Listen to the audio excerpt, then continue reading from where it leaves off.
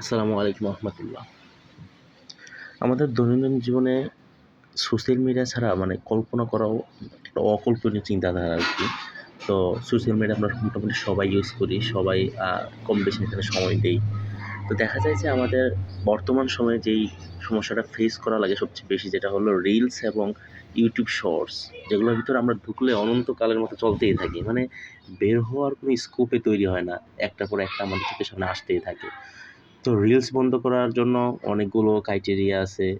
মানে আমরা ফলো করি কিন্তু আসলে আদতে কোনো রিলস টোটালি বন্ধ করার কোনো উপায় দেখা যায় না। ফেসবুকে কোনো ধরনের রিলস টোটালি বন্ধ করার কোনো উপায় নাই।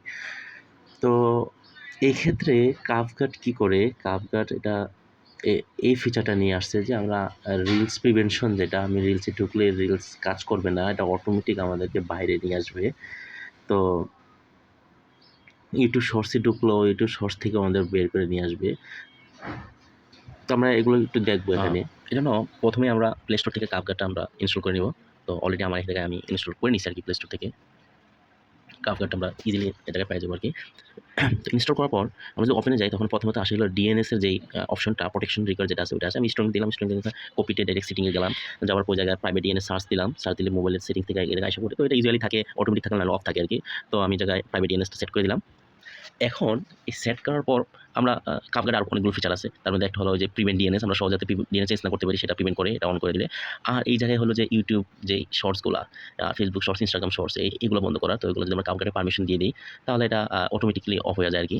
তো এটা এনেবল হওয়ার পর আমরা Facebook এর রিস্কটাও অফ করে দিলাম। এখানে সময় যে পেয়ার টাইমে সাইলেন্স এর অপশন আছে, আমরা জানি কাপ ব্রাউজার আছে, সেলফ ব্রাউজিং এর জন্য মাহফিল অ্যাপস আছে, তারপরে কিডস কাফ কিডস আছে যেটা ওই যে ইউটিউব কিডস এর মতো বা এরকম একটা আছে না কিডস এর জন্য, ওটার মতো আরকি। আমরা ইউটিউবে প্রথম যদি যাই, আমরা ইউটিউবে যদি দেখি যে ইউটিউব শর্টস গুলা যে প্রিভেন্ট করে এটা দেখার জন্য আমরা যদি দেখি, আচ্ছা আমি আ কয়েকটা ইউটিউব দেখি শর্টস পাই। আচ্ছা এটা এখানে আছে। আমরা দেখি শর্টটা অন করি দেখবেন তাহলে। আ এই যে অন করলাম, অন করার পর লেখা আছে ইউটিউব শর্টস প্রোটেকশন অ্যাক্টিভেটেড। এটা আমাদের শর্টস এ ঢোকার সাথে, সাথে আমার বের করে দেয়। তো এটা গেল ইউটিউবেরটা। ফেসবুকেরটা যদি যাই, আচ্ছা ফেসবুকের শর্টস, আ